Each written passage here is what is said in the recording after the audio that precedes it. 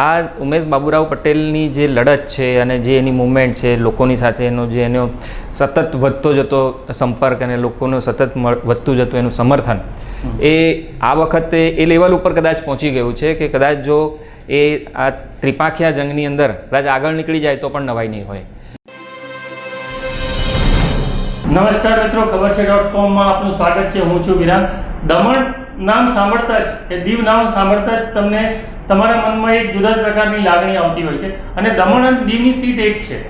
દમણ અને દીવમાં હમણાં આપણે જોઈએ તો ત્યાં મતદાન થઈ ચૂક્યું છે અને ત્રિપાંખિયો જંગ છે એવું કહેવાય છે. ભારતીય જનતા પાર્ટી, કોંગ્રેસ અને એક ત્રીજો એક છોકરો છે, એક યંગ છોકરો જેનું નામ છે ઉમેશ પટેલ. ઉમેશ પટેલ ત્યાં એમ કહી શકીએ કે આપણે રાજસ્થાનમાં આ જ પ્રકારનો એક છોકરો રવિન્દ્રસિંહ ભાટી વિધાનસભા ઇલેક્શનમાં ભાજપ કોંગ્રેસ બધાને હરાવીને એકલા હાથે એણે જીત મેળવી. હવે એ છોકરો પાછો ત્યાં બાડમેર જેસલમેર સીટ પરથી ફરીથી લોકસભાની ચૂંટણી, સંસદની ચૂંટણી લડી રહ્યો છે અને એ હંફાવી રહ્યો છે, બહુ ચર્ચામાં છે. આ જ પ્રકારનો એક છોકરો ઉમેશ પટેલ છે, દમણમાં છે. દમણમાં એ વર્ષોથી કામ કરે છે, દમણના લોકો સાથે સતત સંપર્કમાં રહે છે, પોતાને એક સામાજિક કાર્યકર્તા જણાવે છે. ખાસ કરીને કોઈ પાર્ટી સાથે જોડાયેલો હોતો નથી, પરંતુ એ બહુ ચર્ચામાં છે. એના વિશે આપણે વરિષ્ઠ પત્રકાર ચેતન શેઠ સાથે વાત કરી. એમણે એ ઉમેશ પટેલ પર ખાસો અભ્યાસ કર્યો છે અને એમનું માનવું છે કે ઉમેશ પટેલ હંફાવશે, કદાચ જીતી જાય તો નવાઈ નહીં. તો ચેતનભાઈ બતાવો કે શું છે એ વ્યક્તિમાં એવું. વિરાંગભાઈ, આ જે દમણ અને દીવની જે બેઠક છે ને, આમ તો ખૂબ નાની બેઠક છે, એટલે ત્યાં જે ફાઇટ છે તે પણ બહુ ક્લોઝ ફાઇટ છે. અને જે છેલ્લા 7-8 વર્ષથી ત્યાં એક નવો ચહેરો જે ઉભરીને બહાર આવ્યો છે તે ઉમેશ બાબુરાવ પટેલ છે. આ ઉમેશ બાબુરાવ પટેલની જે લડત છે અને જે એની મૂવમેન્ટ છે, લોકોની સાથે એનો જે એનો સતત વધતો જતો સંપર્ક અને લોકોનું સતત વધતું જતું એનું સમર્થન, એ આ વખતે એ લેવલ ઉપર કદાચ પહોંચી ગયું છે કે કદાચ જો એ આ ત્રિપાંખિયા જંગની અંદર કદાચ આગળ નીકળી જાય તો પણ નવાઈ નહીં હોય. કારણ કે ગયા વખતે એણે પહેલી વખત 2019ની અંદર લોકસભાની ચૂંટણી લડી હતી અને સીધા 23% એણે વોટ મેળવ્યા હતા. ત્યાં જનરલ વોટ કેટલા ટોટલ? ત્યાં 1.5 લાખ મતદારોની આસપાસની આ બેઠક છે. હા, 1.5 લાખ જ મતદારો છે અને એની અંદર 3 જણ લડી રહ્યા છે. હા જી, એટલે આ 1.5 લાખ મતદારોની આ બેઠકની અંદર ભાજપ, કોંગ્રેસ અને આ અપક્ષ, આ ત્રિપાંખિયો જંગવાળી આ બેઠક છે. અને ઉમેશ બાબુરાવ પટેલે પહેલી જ એમની ચૂંટણીમાં ગત 2019ની લોકસભાની ચૂંટણીની અંદર 23% જેટલા વોટ એણે કવર કર્યા હતા. અને એ વોટ એટલા બધા વધારે હતા કે ભાજપ અને કોંગ્રેસની ખૂબ નજીક હતા. એટલે તે વખતે તો ઉમેશ પટેલ હારી ગયા હતા, 3જા નંબર પર હતા. પરંતુ આ વખતે એનું પરફોર્મન્સ કદાચ 2019 કરતાં પણ વધારે હોય અને એ પરફોર્મન્સ કદાચ બીજા નંબરથી કદાચ પહેલા નંબર પર પણ પહોંચી જાય તો નવાઈ નહીં હોય. કારણ કે એણે જે મુદ્દાઓ ઉપાડ્યા છે એ મુદ્દા દમણ અને દીવના જે સ્થાનિક લોકો છે તેને બિલકુલ ટચ કરી જાય તેવા મુદ્દા છે. કારણ કે એણે જે દમણ અને દીવની જે આઝાદી વખતે જે એગ્રીમેન્ટ થયા હતા, એગ્રીમેન્ટ વખતે જે રાઇટ્સ આપવામાં આવ્યા હતા ત્યાંના સ્થાનિક લોકોને, એ રાઇટ્સ પાછા મળે તે માટેની એણે મૂવમેન્ટ શરૂ કરી છે. એટલે એનું સમર્થન સતત ને સતત વધતું રહ્યું છે. એટલે ગયા વખતે એને લગભગ 19,938 મત મળ્યા હતા અને તેની સામે કોંગ્રેસના ઉમેદવારને 27,655 મત મળ્યા હતા, જ્યારે ભાજપના ઉમેદવારને 37,597 મત મળ્યા હતા. પરંતુ આ વખતે એની જે આખી જે ઇલેક્શન વખતની જે કેમ્પેઇન જોયું અને એને મળતું સમર્થન, એની સાથે જોડાતા લોકોની જે સ્થિતિ હતી તે જોતાં ઉમેશ બાબુરાવ પટેલને ભાજપે પણ તેના ઇલેક્શન સ્ટ્રેટેજીની અંદર ખૂબ મોટો ટાર્ગેટ કર્યો હોય તેવું દેખાયું. ઉમેશ પટેલ નામના 3-4 અપક્ષ બીજા ઉમેદવારોને ઊભા રાખવામાં આવ્યા.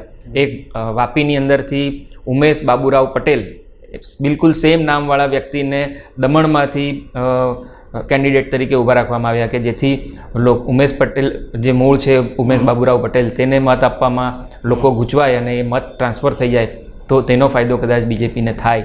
એ પ્રકારની સ્ટ્રેટેજી પણ આ ઇલેક્શનની અંદર ગોઠવવામાં આવી. એટલે એ જોતાં ઉમેશ પટેલ દમણ દીવની જે બેઠક છે, બેઠકનું જે પરિણામ છે, કદાચ એક પરિણામ બદલીને કંઈક નવું સમીકરણ સર્જે અથવા તો નવું જે કંઈક ઇતિહાસ સર્જે તો પણ નવાઈ નહીં હોય. કારણ કે એ પ્રકારની તેની લડત છે, એ પ્રકારનો તેનો છેલ્લા 5-7 વર્ષથી એની જે મુવમેન્ટ છે, તેની સાથે જોડાતા લોકો છે અને લોકોની જે સંખ્યા સતત વધતી રહી છે, એ જોતાં દમણ અને દીવની બેઠકનું પરિણામ કદાચ બદલાઈ જાય. અને એવું ચેતનભાઈ ખરું કે ત્યાં જે કોંગ્રેસના ઉમેદવાર છે કેતન પટેલ, ભાજપના ઉમેદવાર છે લાલુભાઈ પટેલ અને આ જે છે ઉમેશ પટેલ, હવે એવું સાંભળવામાં આવે છે કે કેતન પટેલ, લાલુ પટેલ એ લોકો હવે સ્થાપિત હિતો થઈ ગયા છે કે જે લોકોની વાતો સરકારની સામે ઉઠાવી શકતા નથી. લાલુભાઈ તો નહીં ઉઠાવે બીકોઝ કે ત્યાં બીજેપીના એડમિનિસ્ટ્રેટર છે, બીજેપીની સરકાર છે સેન્ટરમાં,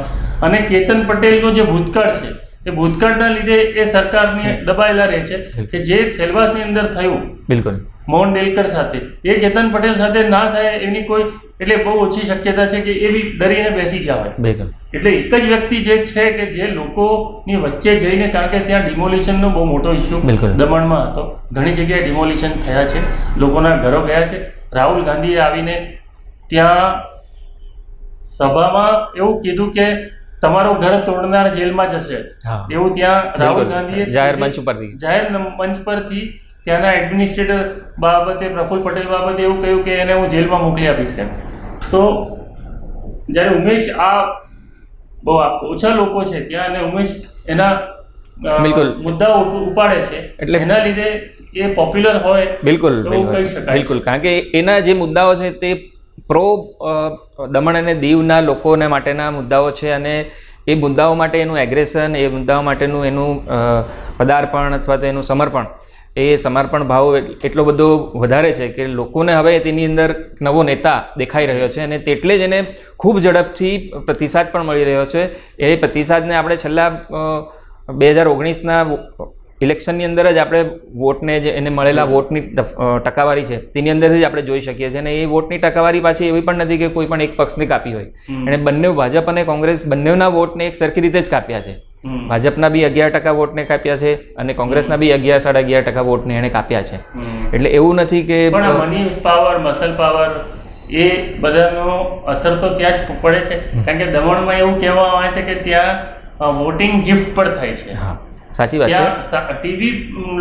ટીવી ને ફ્રીજ એવું પણ ગિફ્ટમાં આપે છે વોટર્સને.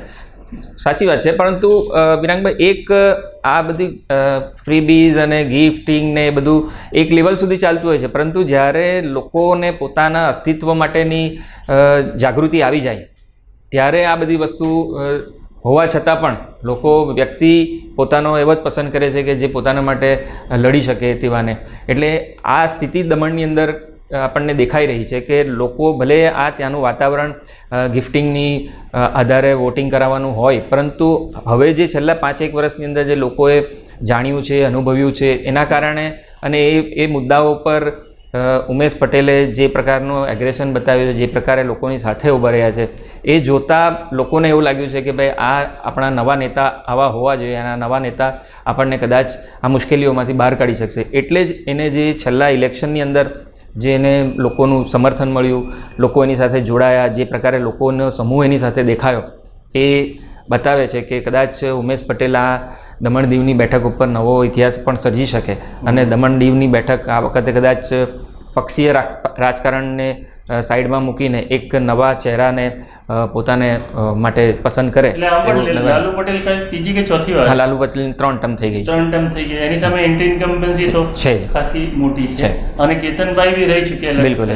એટલે એમના વિશે બી લોકો જાણે છે. આ વ્યક્તિ જે છે એ નવો છે, યંગ છે, અને જો આપણે હવે જોઈએ કે 4 જૂને આપણને ખ્યાલ આવી જશે કે ઉમેશ પટેલ દમણથી જીતશે તો બહુ મોટો સેટબેક સરશે, અને એવું કહેવાશે કે ભાઈ મોટા લોકો જાયન્ટ કિલર તરીકે એને કહી શકાય. ભલે વોટ ઓછા છે, પરંતુ દમણની એક સીટ માટે રાહુલ ગાંધી પણ આવે છે, અને ઘણા બધા મોટા નેતાઓ ત્યાં પ્રચાર કરી જાય છે. એટલે એ સીટ આમ ઇઝીલી લઈ શકાય એવી છે, પરંતુ વચ્ચે એક એવો યુવા નેતા ઉભરે છે કે જે બંનેને ટફ ફાઇટ આપે છે. તો આ તો ખબર પડશે 4મી જૂને શું થાય છે. આભાર અમને જોવા બદલ. ફરીથી અમે આપની સામે જુદા જુદા આવા વિષયો લઈને આવશું. આભાર.